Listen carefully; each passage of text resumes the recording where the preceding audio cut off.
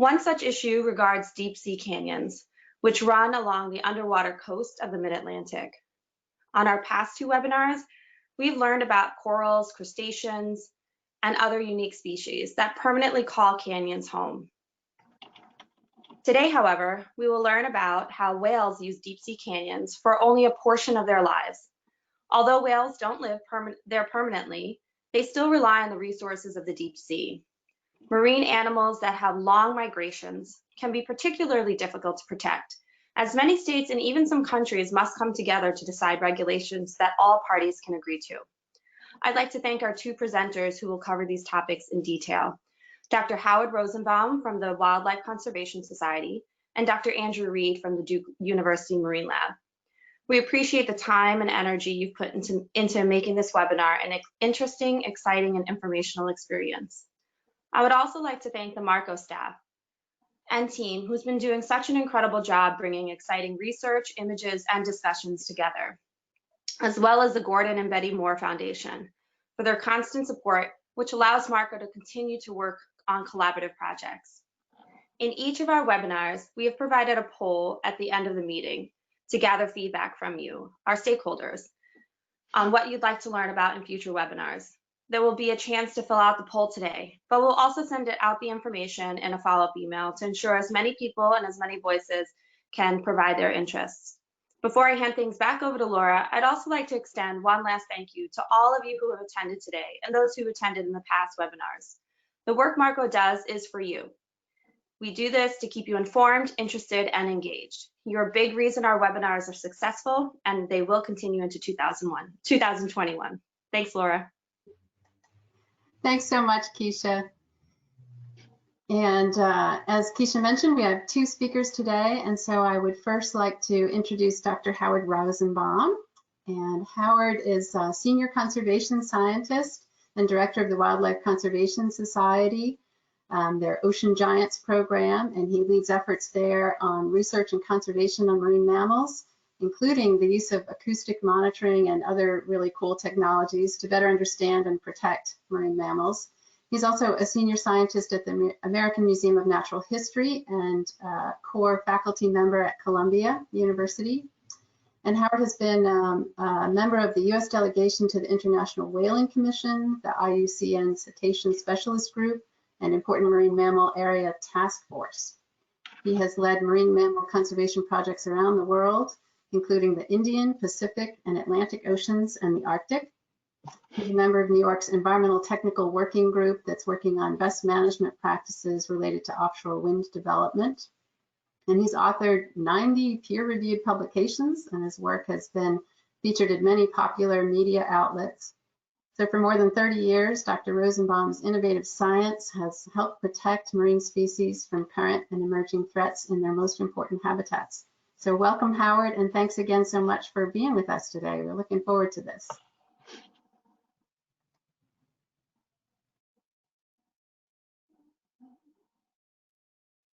Thank you, Laura, and thank you to all the organizers for getting this presentation and webinar going. So I'm very pleased to be presenting with my colleague Andy, and my role here is to take you from the near shore and mid shelf out to the deep waters, and to give you a glimpse of all the interesting and exciting things that have been recently happening in New York with respect to whales and important habitat use. I won't be able to cover everything, and there are many people that are joining the webinar that probably have great contributions to this. So this is going to be a quick run through of some work that's going on in the New York Bight on large whales. And so I just want to give a quick introduction to some of these amazing, iconic animals. Many of you already know this, but we have this increasingly frequently seen humpback whales that are seen in close and near shore waters, feeding typically on Atlantic menhaden. People have gone out on whale watches from Brooklyn to Montauk to see them. We have some of the largest animals that have ever lived on this planet, the great blue whale and the second largest animal, fin whales. And I'm going to talk a little bit more about fin whales as we get into some of the acoustic monitoring. But these animals are here, just off our coast, and we have one of the most endangered animals, large whales on this planet, the North Atlantic right whale, which is a great conservation concern. Less than 400 animals on this planet, and working together with Andy and a few other colleagues from different institutions, we've been working to try to protect these animals from offshore oil and gas exploration and those impacts that are occurring along the Atlantic coast. But this in essence, quote unquote, resurgence of whales has taken up some great interest and gained very popular media attention. And with shots of New York City in the background. But it's not without saying that there are issues, 21st century threats that are coming into play, some of which we're still trying to understand. There's the open unusual mortality events for humpback whales, minke whales, and North Atlantic right whales. And this is continuing through today. And you can see these articles going back from 2018, 2019. And some of these are attributed to ship strikes, others an entanglement in fishing gear for some of these species, and there's still an unknown component. But whatever that is happening here, the fact that we are seeing whales and other marine mammals off our coasts and using this as important feeding habitats, for example, for some of these species, is gaining widespread attention. But as I mentioned, there are these increasing issues and potential threats and impacts that we need to address as these animals are increasingly seen here. We have issues related to fisheries interactions and entanglement, and ship strikes that often lead to and can lead to direct mortality. And these are of considerable concern, particularly for animals like the North Atlantic right whale, but for all of these species where there can be a substantial impact, particularly in one of the busiest ports along the eastern seaboard.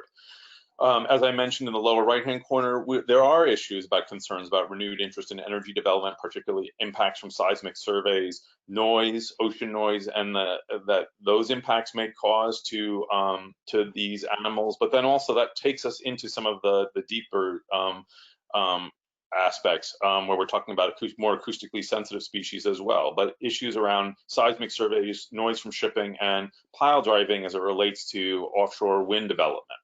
And again, we're very interested in the aspects that renewable energy can do in terms of benefiting our planet, but we also want to make sure that it's done with the best practices to protect these species in their most important habitats.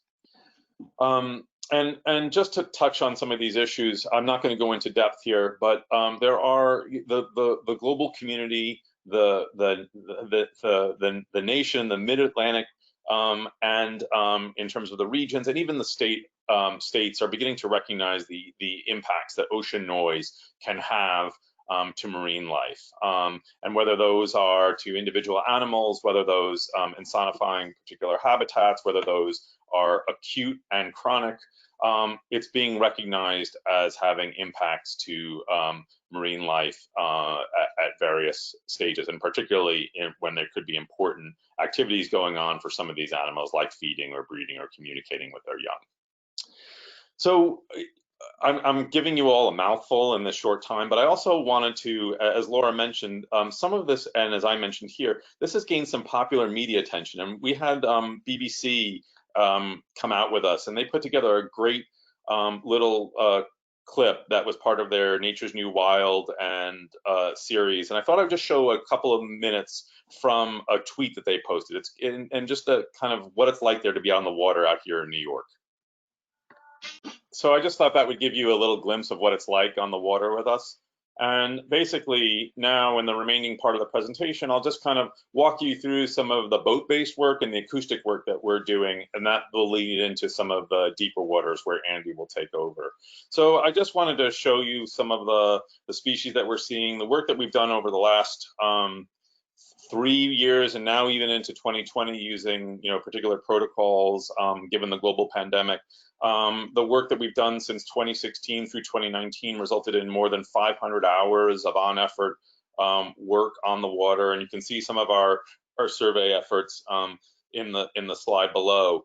We're also looking to see how these, where we have our greatest concentrations and encounter rates of whales, and how that overlaps with wind energy areas, traffic lanes, and the combination of these potential anthropogenic activities, anything from the, and even including recreational boating, which is a great opportunity to get from the ocean data portals as well. And again, some of these aspects will be more of a topic in the upcoming NYSERDA State of the Science work, where you begin to look at the overlap in activities related to cumulative impacts, particularly for marine mammals. But we're starting to see also some amazing sites close to shore, but as we moved from the near shore even into further offshore. We've had over the last 3 years relatively consistent sightings of these mixed species aggregations, large groups of multiple species of whales, dolphins, seabirds, all feeding, that is sort of like in the mid-shelf region on sand lands. And so it's a really aspect that we're a relatively new aspect of some of the important habitat for these charismatic marine mammals that we're seeing in marine life that is occurring, beyond just the near shore waters. And it's really, truly amazing. And we've seen this on multiple occasions with more than 40 whales at a time feeding, and countless numbers of dolphins and seabirds. So, and again, I'm racing through some of the efforts just to give you a glimpse of how we're collecting and using some of the information to make informed decision making, to make recommendations. One of the efforts that we also couple, and you saw in the video, that we collect photographic identification and genetic information and positional information, but we've also been piloting some eDNA work. And I'm happy to report that that the work that we're doing in New York has had some positive detections for the large whales and dolphins and their prey. And now we're beginning to work on how we would integrate and contrast that with acoustic detections. I presented some of this at the World Marine Mammal Conference in December, so I won't go into all the details. But what's really exciting, and I thank New York Sea Grant and New York DEC and the Ocean Action Plan and all the efforts there, because the next phase of work that will begin in hopefully in 2020 and then through 2022 will take this again to see how we can use this as a more effective monitoring tool. And I think that's really exciting, and some of the federal authorities are very interested in this as well. And then some of the work that's really a great collaboration among the New York-based institutions listed here, as we've recently established a humpback whale photo ID collaboration where we're sharing information on Flukebook.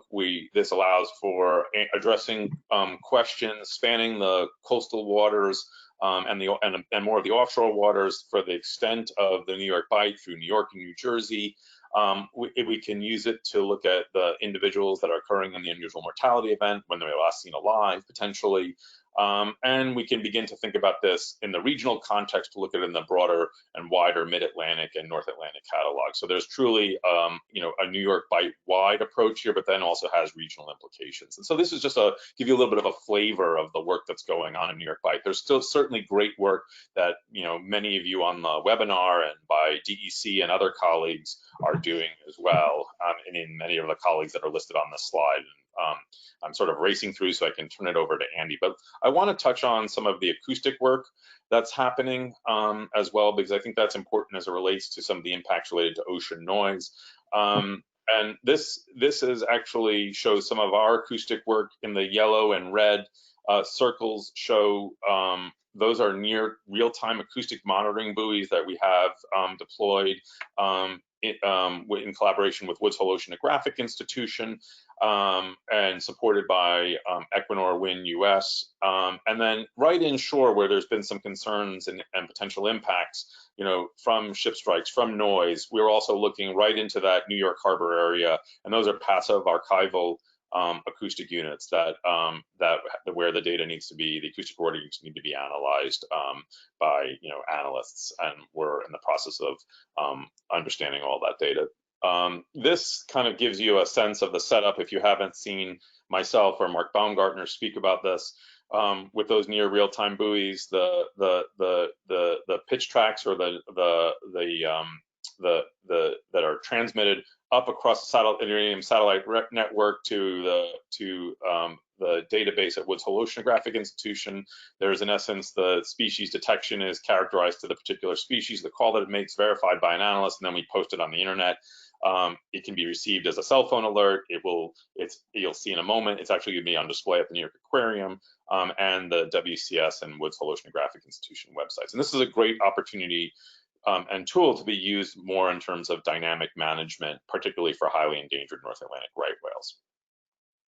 But just to give you some of the emerging patterns that we've had this buoy operating for one of the buoys at one site, the southeast site, the furthest offshore, taking us into the offshore environment, has been operating for now 5 years running, or it's on our 5th year. And just to give you some potential initial glimpses of seasonality that we're witnessing for some of these animals. So fin whales are detected almost year round with some minimal levels between April and July. Humpback whales, we are picking up their distinct songs between January and June. But there's some interesting things going on here, because in those periods where we're not picking up the acoustic detections is also when we're picking up some of the greatest visual sightings of them. So there's some interesting facets of the work that need some further and more in-depth analysis. For North Atlantic right whales, the migration through this area seems pretty consistent through November through April, but of import and extreme concern is that we're also picking them up at times in June, July, and October. These are both geographically and temporally outside the seasonal management that's in place in the New York Harbor area, where ships are meant to slow down to 10 knots to reduce the potential for vessel strikes. So there's more that we need to do in these areas to protect North Atlantic right whales. And lastly, we are getting some particular trends with sei whales, and whether these animals are moving in and off the shelf areas from those offshore deeper areas, in particular windows, and they're coming onshore is one hypothesis, but again, a little bit more that we need to understand. Presumably they are also further offshore in some of these times, but we don't exactly know. We know when we're detecting them more on the shelf in these windows. And so as I begin to wrap up this part of the presentation, I think we have a great interest in bringing a lot of this together. Last week or 2 weeks ago, we convened a workshop that was supported by NYSERDA to begin to look at the acoustic synthesis that could occur, not just from our work, but through the variety of work in terms of acoustic data collection that's going on in the New York Bight. But we also, have a great ability through our New York Aquarium and through our online presence to have great public outreach and engage the public in these issues. And it's something that I hope we can continue to do in collaboration with Marco.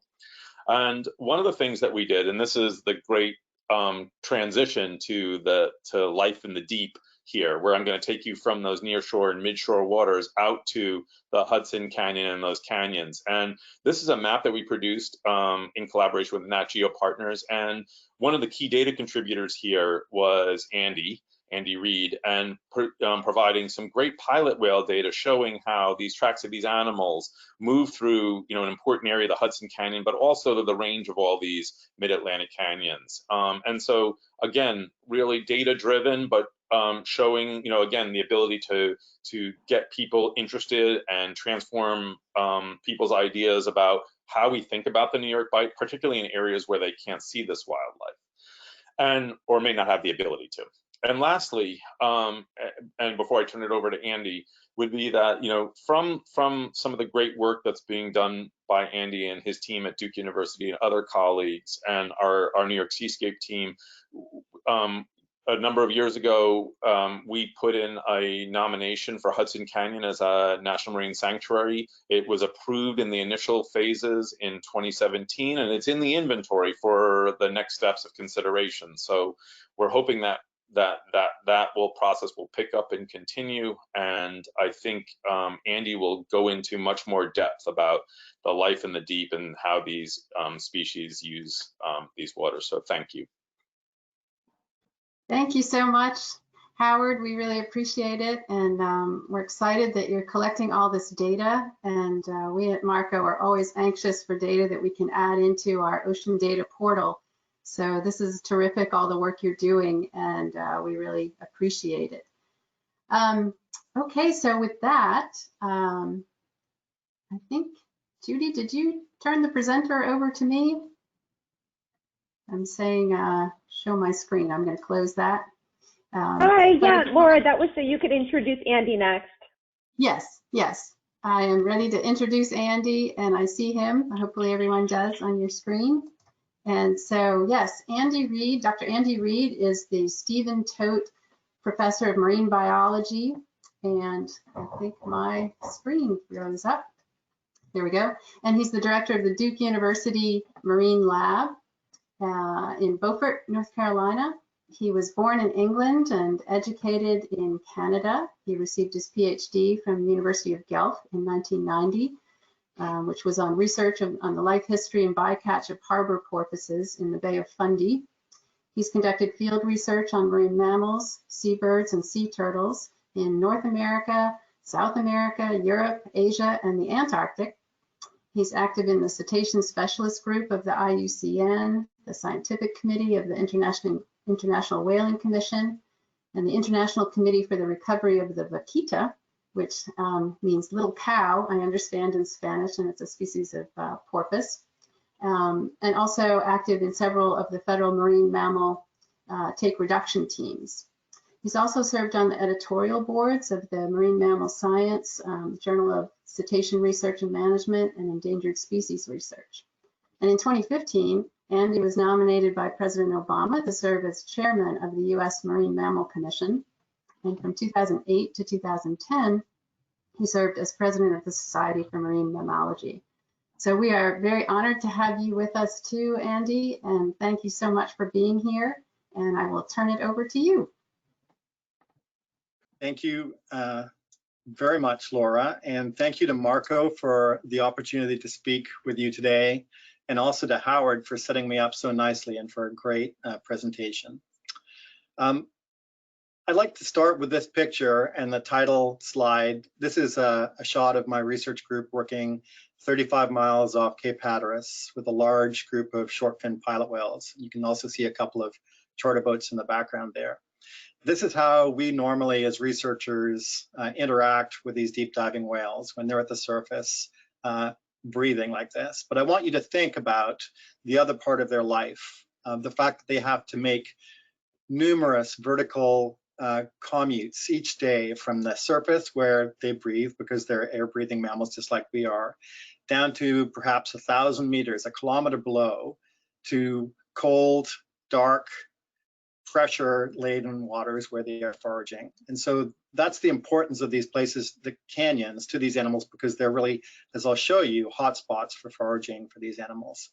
So I want you to kind of keep that image of the canyons in the background and imagine what these animals are doing down there, even though this is how we interact with them as researchers at the surface. So I'm going to focus on the short fin pilot whale today. They're particularly interesting animals. They're medium-sized toothed whales. Females reach about 5 meters in length, males about 7 meters in length. They're long-lived. Females can live up to 80 years of age. But interestingly, like humans, they stop reproducing in their 40s. They live in matrilineal groups in which a group is led by a matriarch, and her relatives, her daughters and granddaughters and nieces, live with her for their lifetimes. Males will move between groups to mate, but those female groups are together. And even after the matriarch stops reproducing, she continues to invest in her relatives in that group. In the North Atlantic, there are two species of pilot whale, the short fin pilot whale, which is the tropical and subtropical species that I'm going to talk about today.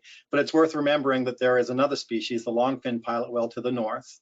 And off the waters of New York and New Jersey, those two species can sometimes mix and interact. We have, using the biopsy sampling technique that Howard told you about, obtained at least one sample from a hybrid between the short fin and long fin pilot whales. But really, when we're thinking about short fins, we're thinking about kind of animals in the warm water and taking advantage of the Gulf Stream as the Gulf Stream moves north along the eastern seaboard of the United States. This is our study site, Cape Hatteras, in the little dark box there. And this is a satellite image of sea surface temperature, and you can see the Gulf Stream there peeling off the shelf at Cape Hatteras and going out into the pelagic realm. And I want you to remember those swirls, because some of our pilot whales will take advantage of those eddies as they forage out there. Cape Hatteras is a particularly rich and dynamic area. It's where the warm waters of the Gulf Stream collide with the cold waters of the coming down from the north. And it's also the area where the Gulf Stream front, that front between the warm waters of the Gulf Stream and the cold waters of the Labrador Current, lay right over top of the shelf break, making it a particularly rich and productive areas for lots of predators, including short-fin pilot whales. This is an image of the bathymetry of the area, and you can see that the shelf break there is intersected by all these small gullies and canyons, none of which are named. They don't have names.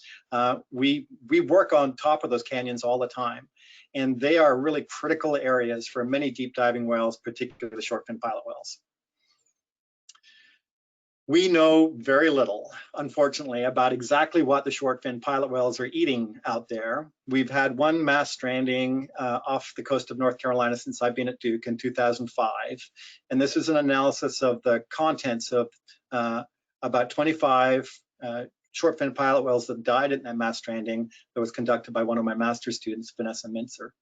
And the pie chart in the middle just shows you the proportion of different families of deep sea squid and bathypelagic fish. So there's a picture there of a brachiotoothed squid on the right, and then of a melamphid, mactophid species on the left.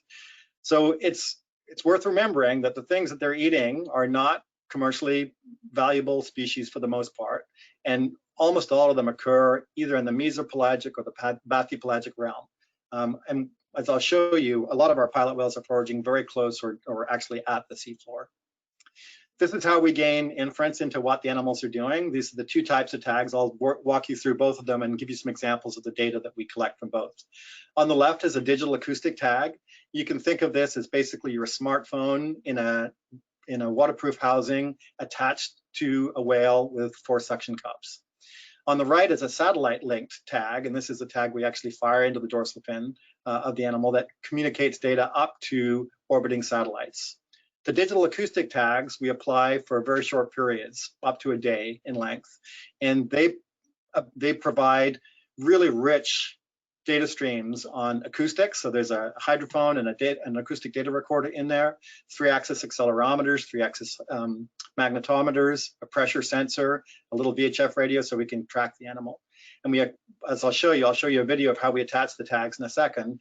These are really great tags for getting inference into what the animals are doing on very fine scales, but for short periods. In contrast, the satellite link tags give us much longer periods of data, but the data itself is pretty coarse. We can tell generally where our animals are, we can infer a little bit what they're doing, but we don't get the rich data records, but those data records can extend for a long period of time. And that's the same whale. This is a whale we tagged with a digital acoustic tag in 2012, and then we tagged with a satellite link tag in 2014. I hope this is going to play for you. This just shows it's just going to show you how we put the digital acoustic tags on.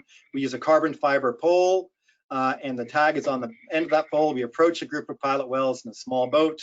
We wait for them to be kind of calm at the surface, and then we come along, and almost always the whale does that. They react to us submerging, so we have to be a little patient. The animal's going to surface again, and when it does, we're just going to plonk the tag onto it, and it attaches with those 4 suction cups.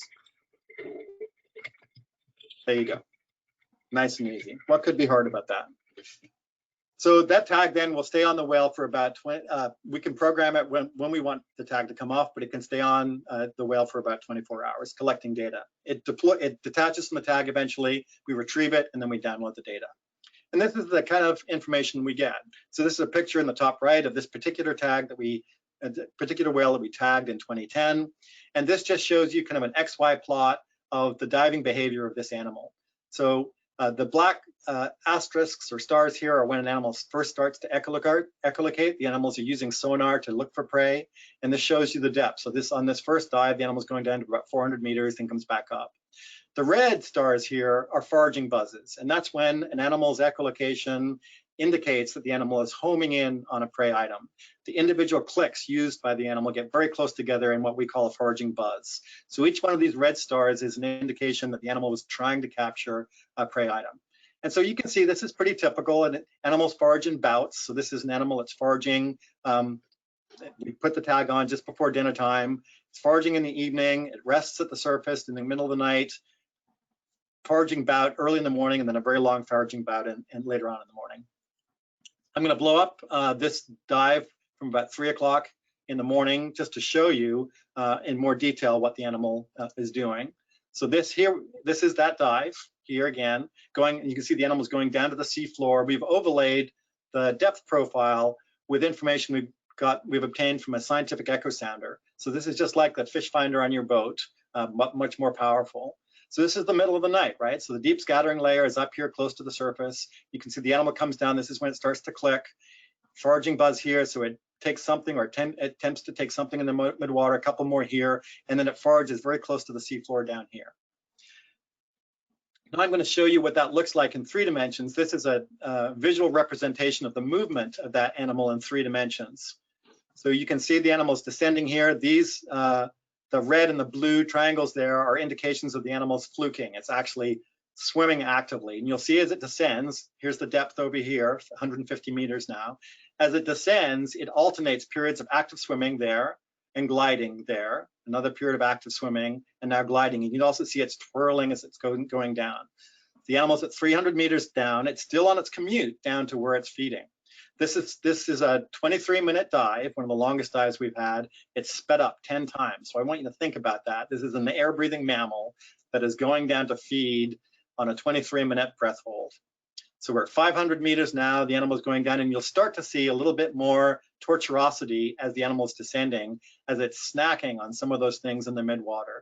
But it's really on its way down to the bottom where it's going to forage. We're at 700 meters now there, another little prey capture attempt. Almost 800 meters, and what you'll see is that the track of this animal becomes much more tortuous as it gets down towards the bottom, as it starts to actively forage on things. You'll also see that the animal starts, when it's actively pursuing prey, it swims harder. It's gliding now all the way down. Now it's at the seafloor in one of these canyons. And you'll start to see it'll swim pretty actively, and it's just going along the edges of these canyons. I wish we could represent the 3-dimensional bathymetry in this detail, but we can't image that 1,000 meters at the surface. But you can see these kind of very tortuous, very quick changes in direction and motion as the animal is chasing and obtaining prey.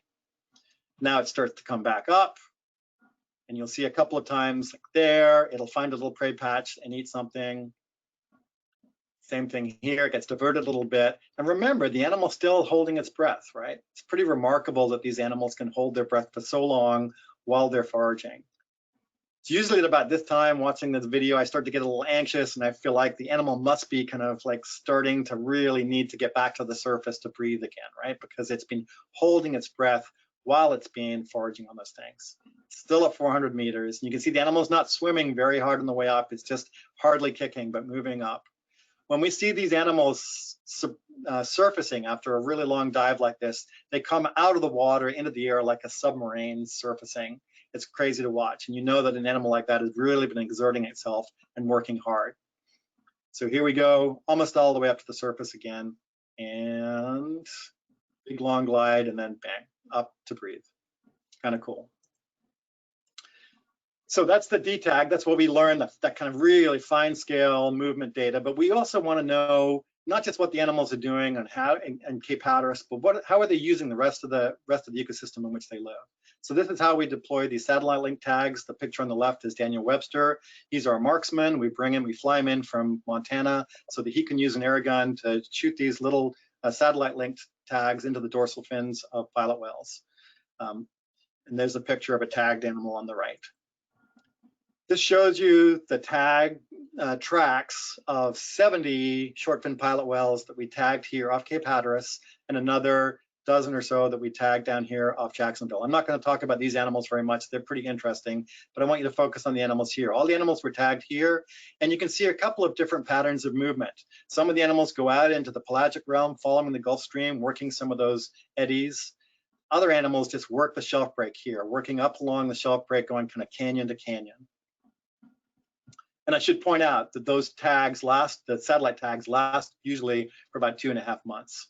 So this is just an animation of two different animals showing those two different movement patterns. The animal in the yellow is working the shelf break in the canyons. The animal in the purple is going out into the Gulf Stream. And it just shows you kind of what these animals are doing, how different those movement patterns are. And if you keep your eye on the animal in the yellow, you can see that the animal's spending a lot of time in particular canyons. It gets a little more jumpy now because we're duty cycling the tag. So this is a period of almost a couple of months of data from these two animals. We've lost contact with the animal out in the pelagic realm now, but we're still getting data from the animal in the shelf break. And again, you can see as it starts to work up, it's working particular canyons pretty intensively as it works along the shelf break. So we can look at that a different way. This is an analysis that Leslie Thorne, who's on the faculty at Stony Brook University, a good friend and colleague of mine, she took some of our data from 33 of those tagged animals and did an analysis to look and see how important some of these canyons are to the short fin pilot whales. So these are kernel density estimates of habitat use of those 33 animals. And you can see the red colors here means that the animals' use of those areas is very high. And you can just kind of watch along the shelf break there. And also, of course, some of the animals are going out into the Gulf Stream, but that shelf break ecosystem is really critical to these animals. Here's another way of looking at it. We can also use those satellite telemetry data to infer what the animals are doing. So this is a technique referred to as state space modeling. And what it does is take advantage of the fact that when animals are traveling, their travel is pretty directional, they don't turn very much, and they don't spend a particularly large amount of time in any one place. It's like if you imagine you walking to the store, you're pretty directional in your travel to the store, you get to the store and you're making lots of turns as you're going up and down different aisles, and you're not traveling in a linear manner. Whales do exactly the same thing. So we can use the data we're getting from the satellite tags to infer that the animals are foraging when they're not traveling in a linear way. And you can see again, once again, the importance of the shelf break for this area restricted foraging search for these short fin pilot whales. And that was work, I should say, done by Heather Foley, who's a research analyst in my lab. She's also been looking at these tags in real detail. So Leslie took it a step further to actually look. This is a subset of about 14 of the pilot whales, I think, to look and see where the most important areas were for that area restricted foraging. And once we plot that out, you can see that these canyons, Norfolk, Washington, Baltimore, Wilmington, Lindencoal, and Hudson Canyon, the one that Howard referred to, are really critical areas. And what they do is, what they seem to do is that they'll go and forage in a canyon for a period of 4 or 5 days as a group, and then they'll move up to the next canyon, and they'll move up to the next canyon, and eventually they'll get to somewhere north far enough, and then they'll peel all the way back and start reversing course. But they really move linearly between these canyons, and these canyons are real hot spots for foraging for these deep diving whales. So I think going back to Howard's point about thinking about the importance of a place like Hudson Canyon and its potential designation as a national marine sanctuary is a great idea, because it recognizes the importance not just for short fin pilot whales, but for lots of predators that forage in those areas. So that's what I've got to say. I just want to say thank you to the people who work in my lab who did all the hard work. I'm just the translator and the communicator, but I have an awesome team of folks who work both in the field to collect this data and in the lab to analyze it. And I'd be really happy, and as I'm sure Howard would be too, to answer any questions you might have. So thank you very much. Thank you so much, Andy. That was fascinating. As we were watching that video of the whale diving, I was kind of holding my own breath. Like, it's hard not to, right? It is. It's amazing. Well, this was fantastic. So I want to remind folks listening in to type any questions you have into the question box. I'm not sure if we've gotten any yet, but while we're waiting for that, I may ask a few questions myself to see what, before we see what comes into the box here. But I was really glad to see the the importance of that shelf edge. That's really consistent with data that we have in the MARCO Ocean Data Portal, and we have really been watching that the shelf break as a place where we see not only marine mammals but also seabirds and fish. That it really is quite an ecosystem there that most people are not terribly aware of. Certainly some fishermen are, but the general public, you know, I think people still have the impression that it's just a big empty blue out there, when in fact there's so much going on, and your data is just amazing. So thank you so much for all you do to collect that, and we're so anxious to absorb it and get it into our portal, and to be able to see it with other information that we have in there, such as shipping lanes and where energy is going, and you know, to try our best to make sure that we make space for all these different ocean resources and uses. That's what MARCO's big goal is. So we thank you for that. Jeff, are you seeing any questions in the question box? I am not. Nothing yet, Laura. Okay. Well, I was going to ask you guys, what do you feel from your perspective is the most important thing we humans can do to ensure protection of the whales? Andy or Howard? I'm going to let Howard take the first shot, then I'll follow up. I'll back clean up. Sure.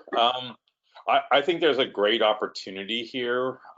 Both, you know, one of the things that I think is really important, we're at a really important time in the New York Bight. I mean, in particular, I'm thinking here from way inshore to all the way in the deep waters, and this, you know, in essence, this resurgence of whales, the data that I've shown, the amazing data and the canyon use, and yet these animals are facing some of the most impactful threats across their habitat, you know, outside of like hunting, direct hunting that they've seen. I mean, we have interactions with fisheries, we have the potential for oil and gas development, we have, you know, levels of ocean noise, we have the shipping noise and ship strike issues. And so I think there's a great opportunity here from the wider perspective to engage on these issues, be it with, you know, at whatever level at the state you can engage in, or the states, you know, through MARCO. And I think right now, voices are being heard on these issues, right? Because while there are, you know, these potential impacts, there's a lot of good actors that want to see, you know, good practice in place, you know, both at the industry level, at the regulatory level, you know, and everything at the regional level. So I think there are great opportunities to engage, to raise awareness to these issues, and whether you're engaging directly with, you know, with politicians, your representatives, with the environmental community, with industry, you know, I think there's a great opportunity to have your voice heard in your concerns. Yeah, and let me follow up. I think that's really good practical advice. I agree completely with Howard. And I would say something maybe slightly more philosophical, and that's somehow we need to find ways to be able to coexist with these animals, right? With recovering populations of whales in particular. Howard's work in the New York Bight and the wonderful resurgence of large whales close to shore in New York, you know, we are all celebrating that. But we have to come to terms with how are we going to coexist with those animals and not love them to death and not kill them as a result of the important economic activities that we all depend on. And that's not just true close to shore. It's true out where we work too, out on the shelf break. I mean, there are a lot of recreational and commercial fishing activities out there. There's a lot of large ships using those shipping lanes to move goods across ocean basins. So we just need to be smart. And there are, you know, processes underway to help us engage with stakeholders. But I think we all need to do that. We all need to think about ways that we can find ways to coexist and share the oceans with these animals that we care about so much. That's the key, making it all work together. Yep. I think we have time for maybe one more question. Oh, I see one that popped in here. I think Darlene was asking if you have a sense of how temperature changes and other climate-driven ocean changes could impact whales. Let me take one, and then Howard can follow me. That we are seeing lots of changes. We're seeing as we're seeing warming in particular.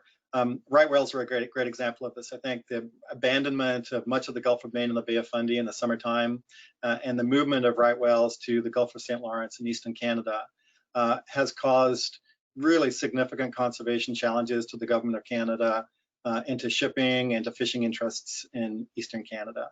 So in the United States, we were kind of working towards coexisting with whales, with right whales, and then when they abandoned that summer habitat as the Gulf of Maine warmed, they moved to Canada, and Canada was unprepared for that, and we had like a catastrophe right in 2017.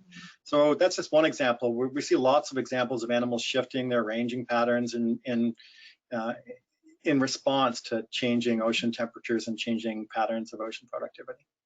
Yeah, we've certainly seen that with fish species too, and the Marco Ocean Data Portal now has a nice slider tool that lets you look at shifts in core abundance decadally since the 1970s, and we're working to try to do that for marine mammal data and seabird data as well. So thanks for that question, Darlene. I want to ask one real quick question before we close, which is what was the most surprising thing that either of you have learned in all your studies of marine mammals?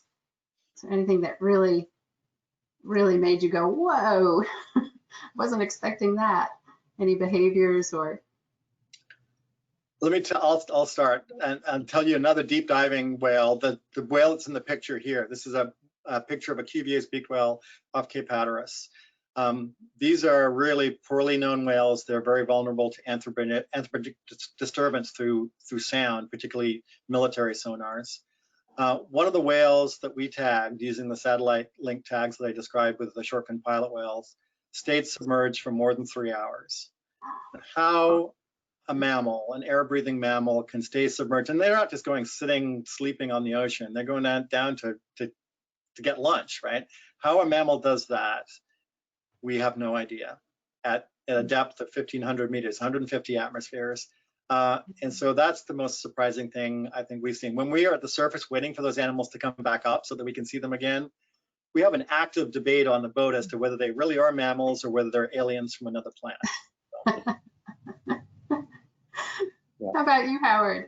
Yeah, I can kind of bridge almost your last question, you know, and it was on a slide a little bit, the new normal, right? And so when we first started going on the boat here, and like Andy, you know, all the different places we've worked, and you know, we'd put out a radio call and talk to some fishermen, you know, and folks on boats, and they'd say, you know, you're looking for whales, you're in the wrong state, you know, and I'm not gonna do my New York accent, I can, but you know, because I'm from New York, but they say you're in the wrong state, buddy, you know, and now I think we are, you know, with some of these, there's potential of recovery, there's a potential of shifts, there's a potential of prey, but some of this, you know, what portion is climate driven, but some of these phenomena, and again, you know, I grew up here, I saw my first whales here. Some of these things have been happening, but some of these things, you know, these mixed species aggregations, these large numbers of animals feeding on, you know, different prey types here in New York that have been stable over the last 3 years and setting up kind of consistently. You know, is this the new normal? And this is, I mean, when you kind of see this, it's amazing. If you have not had the chance to see this, you know, when we're talking 40 to 50 animals in a, you know, in a 1 to 2 kilometer space with, you know, hundreds, thousands of dolphins. And you know, again, these are some of the mid-shelf regions, and probably as you go further out, it's out there too, even further offshore, and we're just getting a handle on that.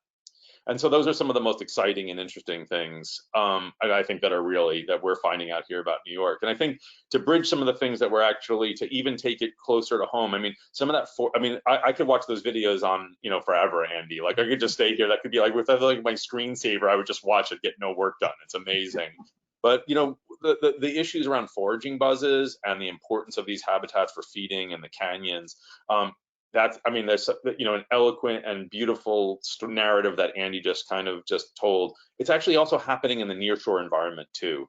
And our team, some of that team that I showed on that last slide, and one of our graduate students, Sarah Trabu at Columbia University, is doing similar work with acoustic data, not tags, but looking at foraging buzzes right in New York Harbor area, and the importance for bottlenose dolphins and harbor porpoise as well. And so, foraging buzzes with bottlenose dolphins and detections of harbor porpoise. And so there's some interesting aspects, and again, in a noisy environment. So what Andy was saying, how do we deal with this in this coexisting, right? In that offshore and in that inshore environment, these are issues that we have to kind of figure out how to address. Yep. The importance of good ocean planning, right? Well, great. Well, I think we are just about out of time. Jeff, did we get any more burning questions come in, or are we good? I think we're good. Yeah, I think we're good, Laura. We don't have any new questions coming. Okay, great. Well, this has been terrific, and we thank you both so much, Andy and Howard, and we so appreciate all the hard work you're doing, and wish you all the best to stay safe and stay healthy. And I think you can see on the slide here now we have a poll for those of you listening in. We'd like you to click on which one of the following topics you'd like to see next in a future Marco webinar about deep sea canyons. So as you're clicking on that, again, I'll just repeat our great gratitude to Andy and Howard and all of you for attending today, and the Gordon and Betty Moore Foundation for the funding they provide to Marco. And I want to thank my colleagues on the Marco Management Board and staff of Marco. Thank you, Christy and Judy, for helping us today. And so, Judy, I'm not sure if we're ready for results from the poll. We wanted to be able to show you. So here's what you all said. So it looks like the top two were marine debris, looking at submarine canyons and marine debris, and open water column as marine habitat, and climate change just behind those. And we did talk a little about climate change today, so that was good. But I think we can go to our final closing slide. Thank you, Judy. And just wanted to let you all know that we have recorded today's webinar as well as our previous Canyon webinars, and the link is here on the screen. So we hope if you weren't able to watch all of it today, you can go back and look at those recordings, and they're there if you were there and you want to see it again and capture some more of that information. So we hope you can participate in our next webinar series in 2021, and we wish you all a very happy and safe day, and look forward to working with you soon. Thanks. Bye-bye now.